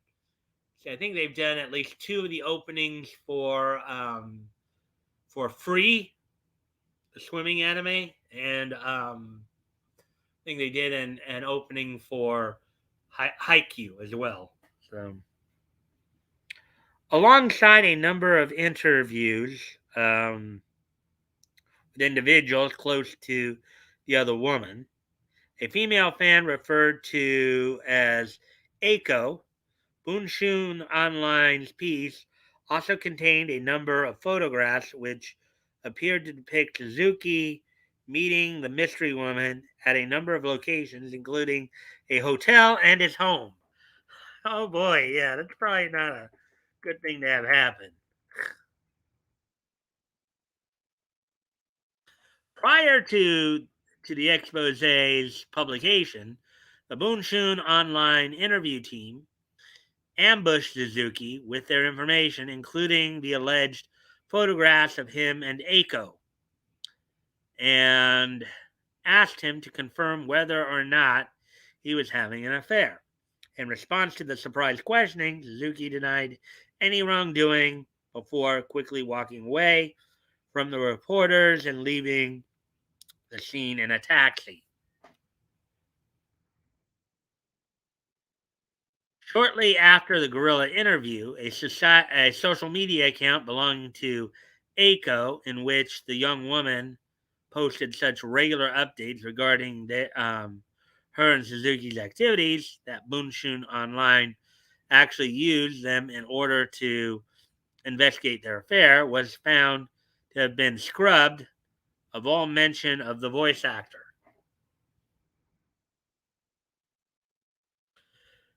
So basically, why she's supposedly having this affair, she's posting stuff on her social media account.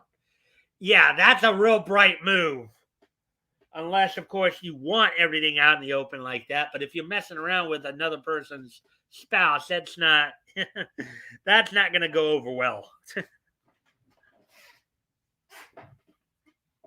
Eventually, in August, both Suzuki and Lisa announced that they would be going on hiatus, though neither one of the two made public mention of the affair.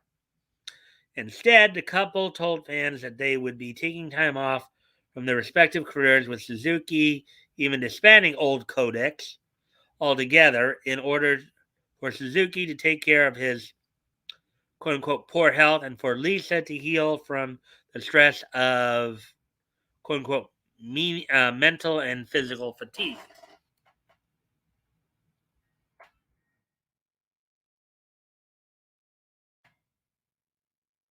As a result of his hiatus, the Tokyo Revengers production team announced on December 27th, which was last Monday. Let's see. Yeah, last Monday, I believe, a week ago. Following discussions with the voice actor's agents, Tatsuo Suzuki, who has been playing the role of Ken Ryu Guji, will be replaced. Um, the cast and staff of Tokyo Revengers will continue to work together on the production of the Holy Knight battle arc, their statement concluded.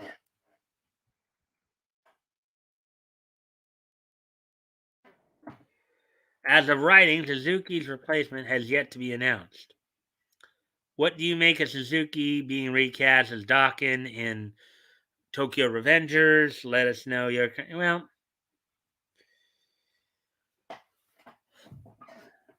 I mean, yeah, if you go messing around, if you do, and over in Japan, they do care about things like reputation and, you know, and proper decorum and all that. Um, it is something that will kind of get you in trouble. So, anyways, we have one more article to go through, and then we will be starting to wrap up.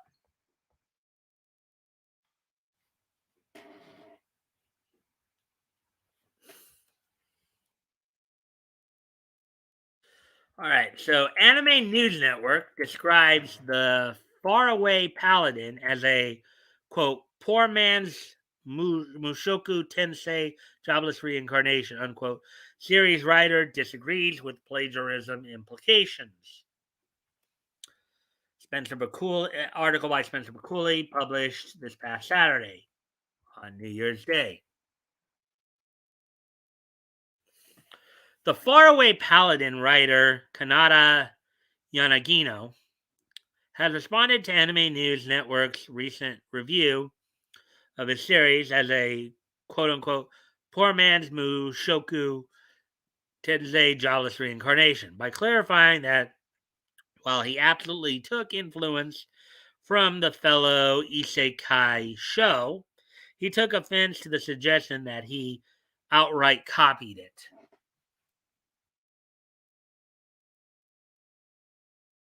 People will often ask, well, where's the line between influence and copying? Be the obvious question there.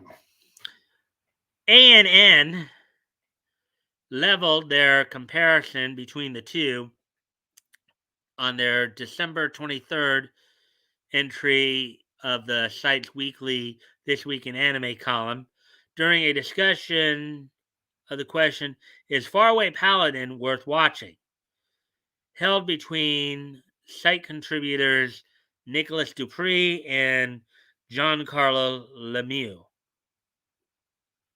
Dismayed at the idea of watching another isekai, site contributor Lemieux opened the column by describing the series' basic premise, quote, neat as in not in education, employment, or training.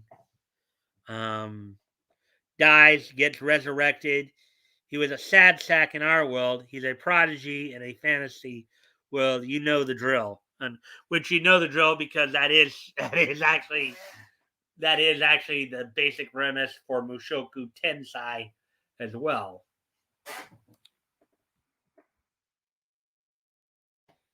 Well, but hey, let's look on the bright side. This one doesn't star a sex criminal, unquote, exclaimed Dupree in response. Quote, can't believe that's an effective qualifier, but I'll take small mercies where I can. Well, and of course, that's ANN trying to capitalize on the whole Me Too movement.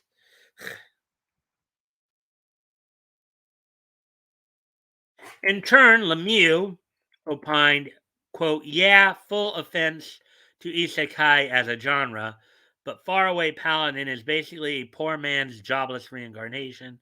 Only the protagonist wasn't a total creep, unquote. Um, quote, turns out when you take the perv angle out of jobless reincarnation, unquote, he added, quote, you're left with a really boring show as opposed to a boring show with a gross protagonist. Yeah, well, that's a problem with a lot of these. They think a lot of what Japanese. They think a lot of what they think a lot of what anime is offensive. But quote, I'm gonna have to disagree pretty hard there. Countered Dupree, unquote.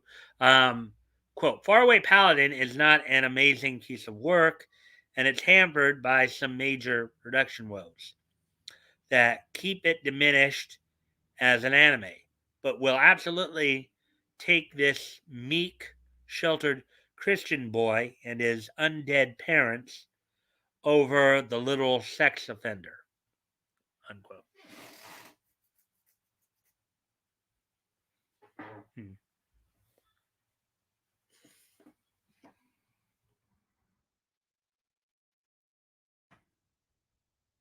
Ultimately, Lemieux concluded, quote, this stuff is some unmemorable fantasy, unquote, whilst Dupree maintained, quote, this show is far from amazing, but I did enjoy my time with it, unquote.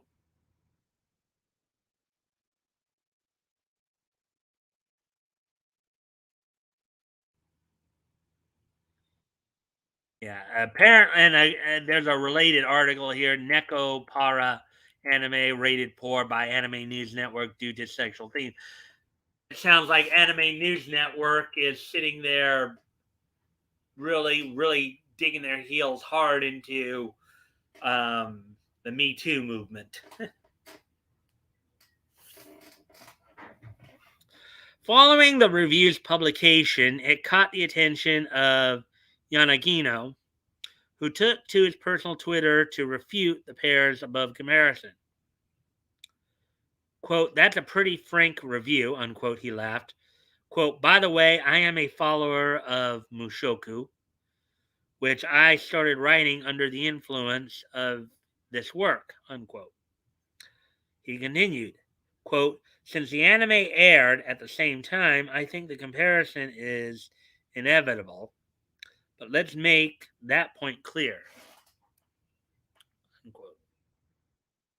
The author added, quote, you are free to critique which one you like better or which one you don't like. That being said, let me just say that my respect for Mushoku is unwavering, unquote. So, at least from his perspective, he's arguing that his show is meant to be almost like an homage to Mushoku Tensei jobless reincarnation.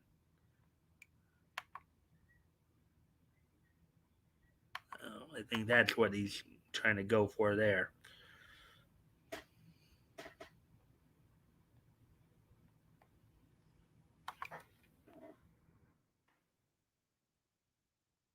Um, quote, I don't want to get in trouble with a work I admire, unquote. He further explained, if you see someone who loves Mushoku and is sick of comparing the works, show them this tweet of mine. Yanagino then linked his to his own interview with ANN Japan correspondent Kim Morrissey, published just days earlier on December 13th, in which he talked about the influence of my work on Mushoku. If you want to know, read it, he asserted. So basically, he's putting it out there that, look, here's what I actually said about it. If you want to know, here it is.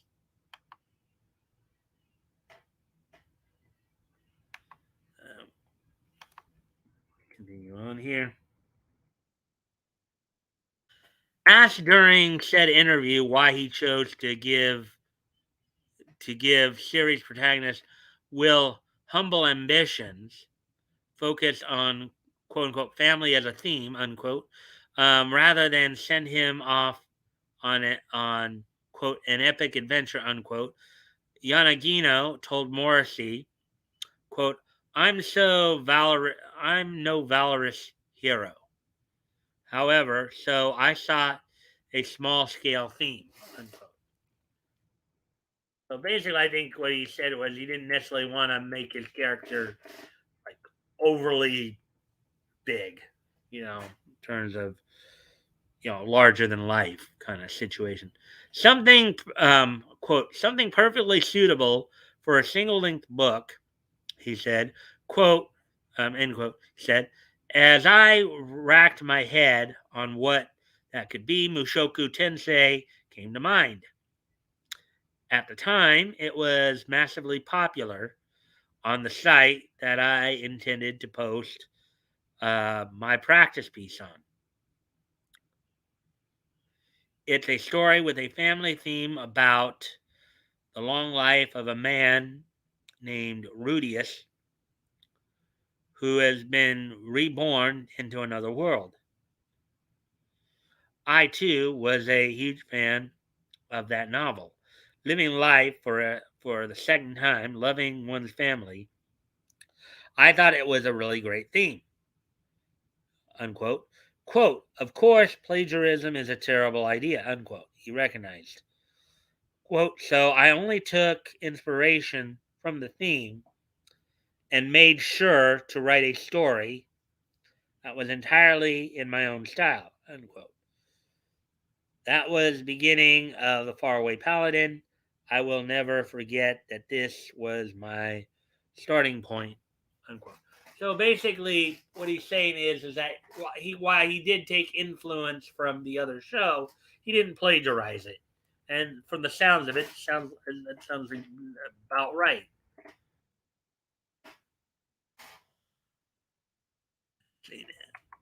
Let's see. We're coming up on 2 hours here, so we probably will be going over.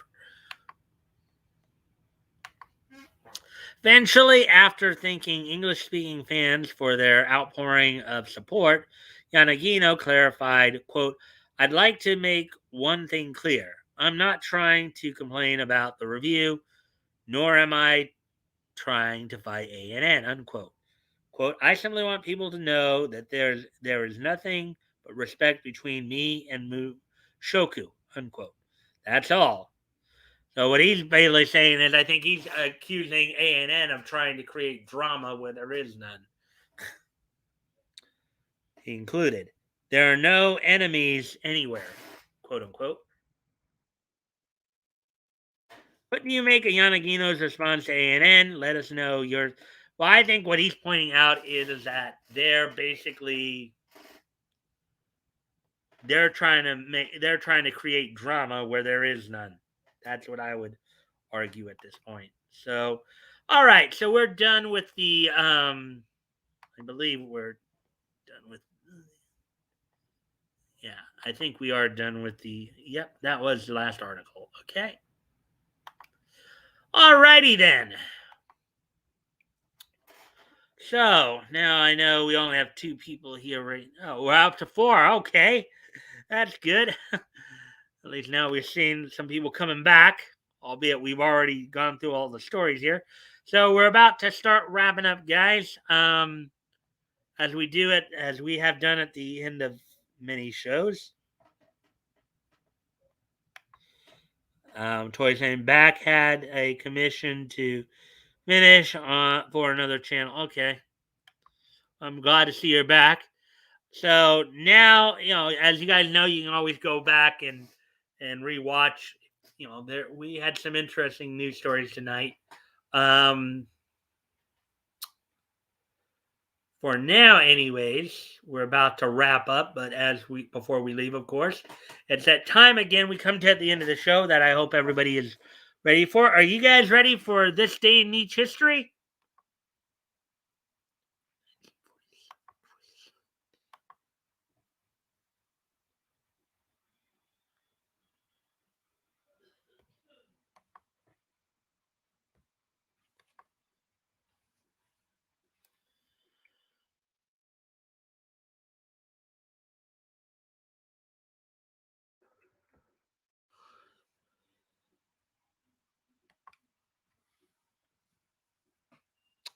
Nietzsche it up, Mike. Okay. So here we go. We ready? Okay. So now we're into 2022. So what that basically means is that now the years are generally going to end in 2 or 7 now. And we do have 4 things. So without no further ado, let's take a look back at this day in Nietzsche history. Nietzsche Mike from Action Toys. So let's go back and take a look back in time and see what's gone on this day in Nietzsche history. And our first stop, of course, we're going to head back 75 years ago to 1947 here. As on this date, in fact, we're going to, on this date in 1947, the 70th issue of Captain Marvel Adventures from Fawcett Comics went on sale. Now, this is, of course, the Otto Bender, C.C. Beck Captain Marvel. This is not to be confused with Marvel Comics Captain Marvel. This is, what is now known as Shazam. But this was the original Captain Marvel here, by C.C. Beck and Otto Bender, with Billy Batson. So on this date back 75 years ago today in 1947, the 70th issue of Captain Marvel Adventures went on sale on this date. 75 years. Um, and of course, what I can tell you is this, as you guys sometimes hear me say, and we have this happening a couple of times tonight, as 1947 is just so nice that we're going to hit it twice. As awesome as now, granted, some people would call this a bit of a sad piece of news, as on this date back in 1947, Gus Wicke would pass away at the age of 61. Gus Wicke was a German-born American bass singer, stage and voice actor. You'd probably best remember Gus Wicke as the voice of Bluto in the Fleischer Studio Popeye cartoons from between the years 1935 and 1938. So on this date, 75 years ago today, Gus Wicke, who is best known as the voice of Bluto in the Popeye cartoons from Fleischer Studios between the years of 1935 and 38, would pass away at the age of 61. So there we go with that one. And now, Bluto. Yeah, Bluto. You go back and you watch some of those old white, black and white cartoons, and got the do do do do do do do do do do do do do do.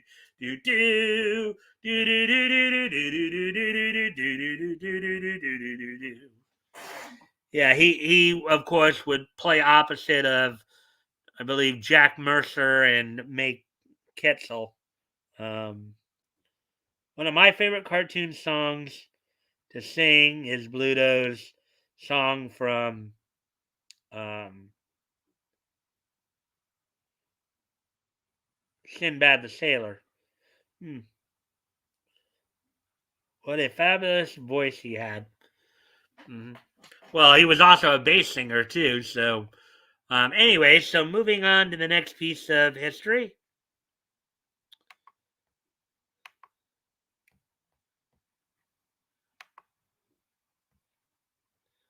So the next piece of history, we're going back 5 years ago today, and there's going to be another one that's going to be like, you know, twice being nice. On this date, um, 5 years ago today, in 2017, SmackDown Live um, was shown from the Jacksonville Veterans Memorial Arena. So SmackDown Live from 5 years ago today. Um, the two main things that were happening at this time, of course, in the main event of the show, saw Dean Ambrose, who is now John Moxley in AEW, defeat the Miz um, for the WWE Intercontinental Championship. Also happening on the card was a contract signing between AJ Styles and John Cena. I believe they mentioned that here as well somewhere. Let's see. Oh, they have it in the image gallery here, where there was, I guess, the official contract signing between AJ Styles and Daniel Bryan. Here are some of those picks right there for you guys to take note of.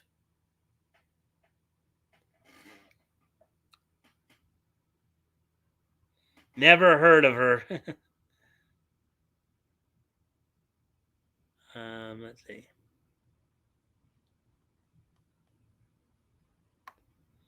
Let's see what you guys have been. Let's see. I'm afraid of nobody under the sun.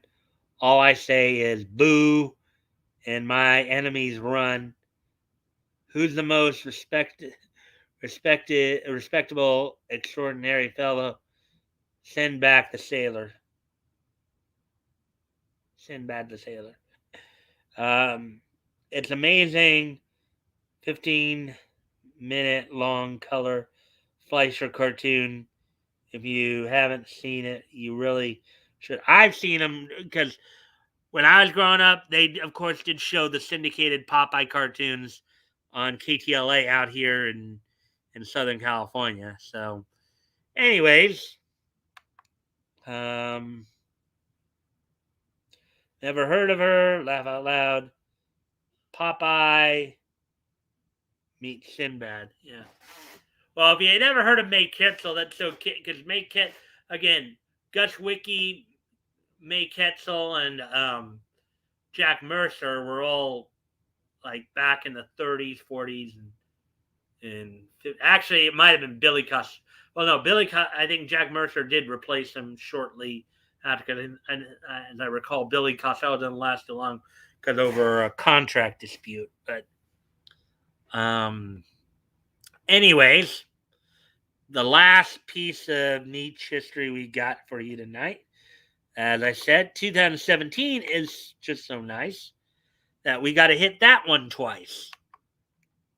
As also from 5 years ago today, um, as part of the I My Me franchise, on this date back in 2017, 5 years ago today, I My Me surgical I My Me surgical friends premiered in Japan on ATX, TV, Saitama, KBS, TVK, and Sun TV. So on this date, 5 years ago today, I, My Me, um, Surgical Friends premiered on this date in 2017. So with all that being said and done, guys, thank everybody for being here. I thank everybody for all the likes and shares. Hope you guys did enjoy the stories tonight. We did run a little long, of course, but past the 2 hour mark here. So, anyways, I hope to see everybody back here tomorrow night. And we'll go through some more niche news and history. So, anyways, guys, I'll talk to you later. Bye.